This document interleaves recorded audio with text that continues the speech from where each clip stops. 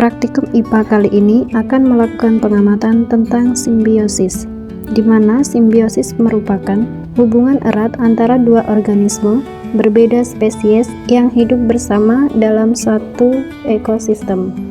Hubungan ini bisa saling menguntungkan atau disebut mutualisme, kemudian menguntungkan satu pihak tanpa merugikan pihak lain atau disebut komensalisme, dan juga bisa merugikan salah satu pihak atau disebut paratisme.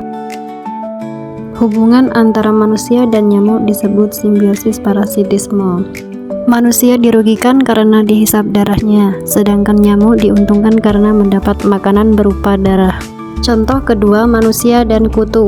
Kutu rambut diuntungkan karena mendapat makanan berupa darah, sedangkan manusia dirugikan karena terhisap darahnya, kemudian gatal dan luka. Contoh ketiga, padi dan tikus.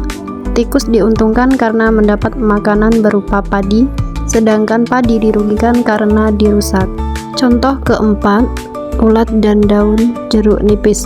Ulat diuntungkan karena mendapat makanan berupa daun, sedangkan jeruk nipis dirugikan karena proses fotosintesis terganggu.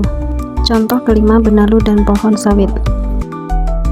Contoh yang pertama yaitu tanaman paku dengan pohon sawit, di mana tanaman paku menumpang untuk tumbuh pada pohon sawit. Contoh kedua, tanaman sisik naga dengan pohon kelapa, di mana tanaman sisik naga menumpang hidup pada pohon kelapa. Contoh ketiga, tanaman rayutan dengan pohon pisang. Contoh yang pertama yaitu kupu-kupu dengan bunga, di mana kupu-kupu membutuhkan nektar pada bunga sebagai sumber makanannya, sedangkan bunga membutuhkan peran dari kupu-kupu untuk membantu penyerbukan. Contoh kedua, semut rangrang dengan tumbuhan, di mana semut rangrang membutuhkan tumbuhan untuk membuat sarang, sedangkan tumbuhan terlindungi dari hama. Contoh ketiga, ular sawah dan petani, di mana petani membutuhkan peran ular sawah agar hama tikus berkurang, sedangkan ular sawah juga diuntungkan karena mendapat makanan.